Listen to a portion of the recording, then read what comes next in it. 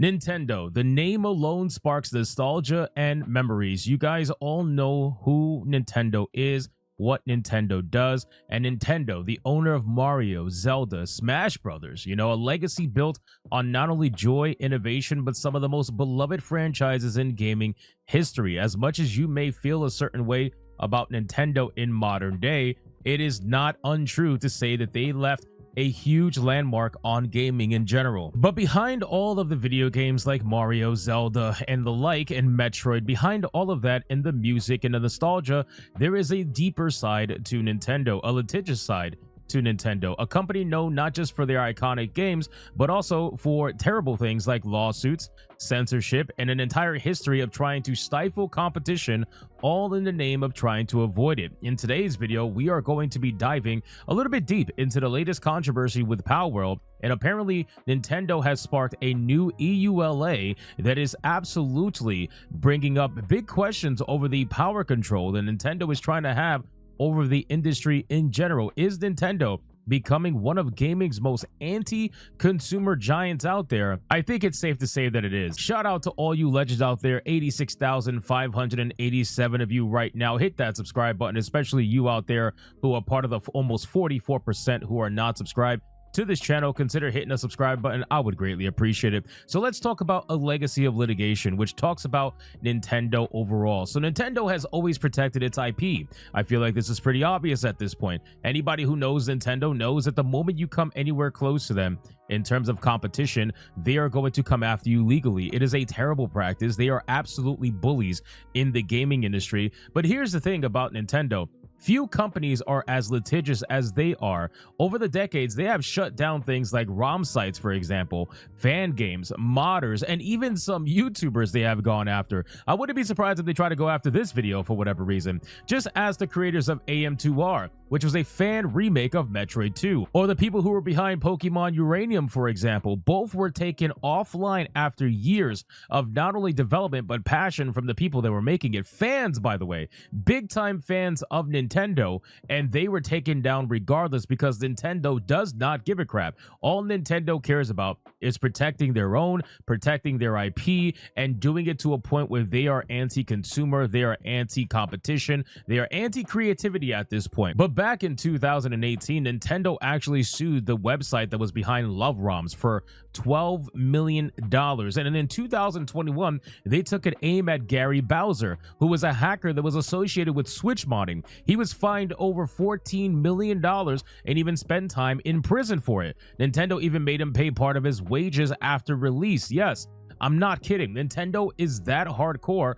when it comes to actual legal proceedings, but Nintendo's legal reach has become synonymous with fear in the overall community. Even some of their biggest fans have the understanding that you can do little to actually try to pay homage or just in general try to compete with Nintendo. If you even come close to coming anywhere near one of their favorite IPs, they're going to be looking at you with a side eye, ready to call their lawyers. Modding, emulation, or even using a screenshot of a Nintendo game can get you a takedown notice, and it only seems to be getting worse. A lot of YouTubers know this to be true because people know when they try to stream Nintendo games, for example, it's a nightmare, right? When they try to do anything related to Nintendo, it is an absolute nightmare. So most people don't even want to bother trying to go anywhere near it. So let's talk about the current day situation. This video is mainly about Palworld because Palworld is the video game that stole Nintendo's lunch. And by stole, I mean Nintendo gave the lunch for free. Nintendo essentially got complacent when it came to Pokemon. They essentially fell asleep at the wheel, and they got mad only because somebody actually came around and took their food that they left out for everyone to take. So overall, Palworld, a game basically dubbed as Pokemon with Guns, when the game exploded in popularity earlier this year, it didn't take long before fans, and especially Nintendo, of course, to take notice. Allegations of design similarities, character likeness, and even animations being supposedly too close for comfort started circulating online. A lot of Nintendo fanboys went to hardcore defense for Nintendo and basically tried to claim that Palworld was trying to rip them off directly. Now, there are some pals that are called in that game that are highly questionable, obviously. I think anybody can admit that, but at the end of the day, that is few and far between compared to what the overall game actually is. It is a completely different kind of game compared to what Pokemon is, but Nintendo doesn't care about that. All Nintendo cares about is that there is an even slight resemblance in the creation of the PALs, and they care that the game was successful. Pokemon games in general are one of the most successful franchises in the entire world, and Nintendo knows this, and they got very comfortable. Nintendo and the Pokemon Company didn't issue a public lawsuit at first to Palworld, but behind the scenes there were reports that were surfacing that Nintendo was putting legal pressure on Palworld's developers, Pocket Pair. I'm sure the Nintendo probably sent a couple of legal letters towards Pocket Pair, and Pocket Pair basically wiped their butts with it. But then you fast forward to today, where Palworld has been forced to make major changes to the game. Monster designs have been altered, animations have been reworked, and according to insider reports, certain creatures may even be removed or redesigned entirely in upcoming updates. Now, Pocket Pair has recently confirmed the lawsuit, right? They just made a statement over on Twitter, which we're going to go over a little later in this video, but that statement has confirmed that there are changes being made to this video game because of the actual lawsuit with Nintendo, and only because of the lawsuit with Nintendo, which actually makes it kind of sad. So this raises a serious question. When does IP protection cross into stifling innovation and creativity? Palworld isn't a clone, it's an entirely different kind of game, but Nintendo seems to want total control over the supposed monster catching genre, which, by the way, has had multiple different video games come out in that particular genre. But when it comes to Nintendo, they only care about it if you feel like, or they feel like, they got money stolen from them. So before we go into the Palworld stuff, we need to cover something that's extremely important, and I think you guys genuinely need to know what's going on with the brand new EULA. So the end user license agreement from Nintendo has been changed, and has now been changed into something that's absolutely ridiculous for anyone that purchases Nintendo products. So let's go over it. Now, this is where things get really bad. Nintendo has quietly updated their end user license agreement, essentially the EULA, and buried in the fine print are changes that really should alarm pretty much anybody that owns a Switch or a Nintendo game. The most controversial update to this EULA is essentially saying, by agreeing to this, you are waiving your right to sue Nintendo. I'm not kidding. That is exactly what you just heard. You agree to arbitration instead. And arbitration, if you don't know, is a process where you can't go to court. You have to settle disputes privately, often with a company-picked arbitrator. Guess how often that goes well for the consumer? Probably not often. Even worse, the EULA applies retroactively to your existing games that you already have. If you update your console, or if you log in, congratulations, you have automatically agreed to give up your legal rights with no opt-out and no warning. And it doesn't stop there. Nintendo now has the right to terminate access to your digital games with little to no reason, clauses that allow them to monitor and suspend your account activity, and a ban on class action lawsuits entirely. This is ridiculous. Nintendo is clearly overstepping when it comes to what they are allowed to do as a company. Nintendo, the company that sues everyone. Nintendo, the company that practices lawfare. I say this all the time about this company. Nintendo is known for practicing lawfare. This is what they do, and if anybody out there genuinely doesn't understand this, then they clearly aren't paying attention to what Nintendo is and how they act. Nintendo has to be one of the worst companies out there when it comes to litigious activity. They love to sue everybody. They're currently involved in probably 6 to 7 lawsuits that I know of on the back of my head. I can only imagine what amount of lawsuits they're going to be in by the end of the year. It seems like every year Nintendo's suing someone for something. It's insane. Right now, Nintendo obviously is suing Genki for the Switch 2 stuff, and they're suing Palworld for the, I guess the comparison stuff. They're suing everybody. They sued a couple of Chinese companies this year and won. It's insane, man. But they did lose to one particular person. They lost to a supermarket owner in Costa Rica this is how pathetic this company is. They tried to sue a supermarket owner in Costa Rica for apparently having the name Super Mario on the actual supermarket. But here's the thing, guys, it's a supermarket, so that's where the word super comes from, and the guy who owns it, his name is Mario, so he decided to name it Super Mario. And if you look at the logo for the supermarket, you will never ever in your life ever confuse it for something owned by Nintendo. But Nintendo saw that and they were like, no, you can't do that. We don't care if your name is Mario, and we don't care if you have a supermarket. You can't call it Super Mario. People are going to confuse it with our product. No, they're not. Nintendo just saw an opportunity to try to be a bully, and guess what? they got felted. They actually lost that lawsuit, and it is a big L that happened in January of this year that I feel like everybody should know about, so that people understand that Nintendo is not invincible. Nintendo can try to throw around their ninja lawyers all they want, but they are far from invincible when it comes to legal proceedings. They can lose.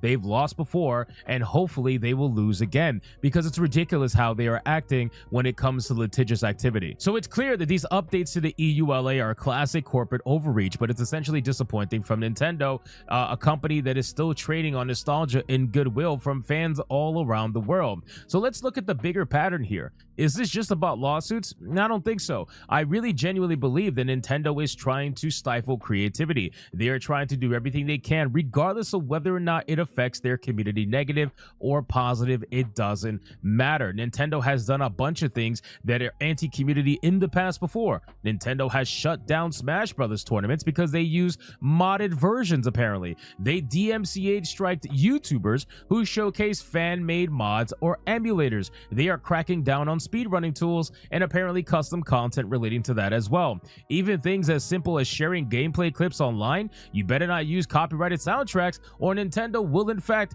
come knocking on your legal door. They've also aggressively monetized nostalgia. The Mario 3D All-Stars collection, for example, it was available for just 6 months, a digital game with an expiration date. Why? It's to create artificial scarcity, and fans still obviously ate it up. Nintendo knows its power, and they're not afraid to use it. I've always said many times that Nintendo 100% knows their fan base. Ever since Sega bowed out of the console race all the way back in 2001 with the Dreamcast being shuttered, it has been a bloodbath when it comes to the gaming industry and Nintendo's hold over it and their particular market. Nintendo has not competed with anybody else because they don't have to. Nintendo only competed with Sega because Sega had or tried to go after that corner of the market that Nintendo had their hands on. Nintendo has the family unit. Nintendo has that nostalgia. PlayStation and Xbox, they're competing with each other. They're not competing with Nintendo because they already know Nintendo has their particular client base that are never going to ever leave them. So now let's talk about the post regarding the lawsuit. So Palworld has made an official statement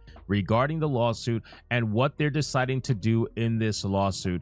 Just so you guys are aware, it states the following: regarding the lawsuit and the changes to Palworld and the future, we would like to express our sincere gratitude and appreciation for the continued support of our fans over the past few months. We apologize for not being able to share as much information as we would like, but we trust our fans understand how difficult it is to be fully transparent while litigation is going on.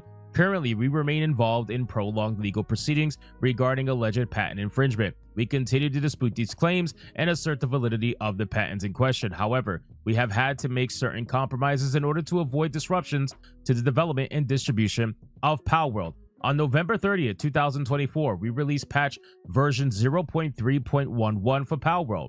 This patch removed the ability to summon pals by throwing pal spheres and instead changed it to a static summon next to the player. Several other game mechanics were also changed with this patch. As many have speculated, these changes were indeed as a result of the ongoing litigation. Everyone here at Pocket Pair was disappointed that this adjustment had to be made, and we fully understand that many players feel the same frustration. Unfortunately, as the alternative would have led to an even greater deterioration of the gameplay experience for players, it was determined that this change was necessary.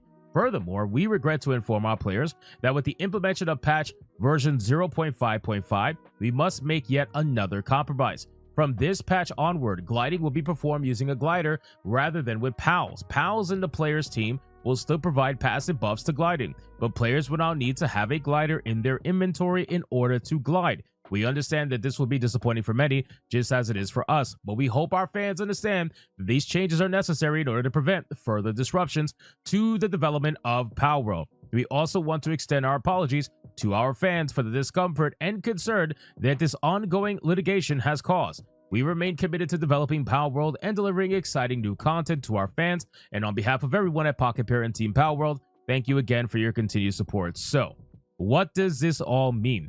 Essentially, this just proves that Palworld has been forced to change their game in order to make Nintendo happy or to ultimately protect themselves as they continue to battle Nintendo. Nintendo is such a terrible company that they are essentially forcing Palworld to change their image little by little until it gets to a point where people are like, what am I even playing anymore? I think it would be silly to say that Palworld's success is not impartially due to the fact that people wanted an MMORPG Pokemon game for a long time or something along those lines. They wanted an online Pokemon game like that, and Nintendo never wanted to deliver it because they're too lazy, number one, and number two, they just know that whatever they put out, if it's another new single-player Pokemon game, that people are going to eat it up no matter what. They know this. They understand this already. So Nintendo said, we don't have to do this. We're just getting free money. Somebody came along and said, well, we want to do this, and we feel like the market is looking for this. And that's exactly what happened. Palworld ended up releasing and becoming the #2 highest selling video game on Steam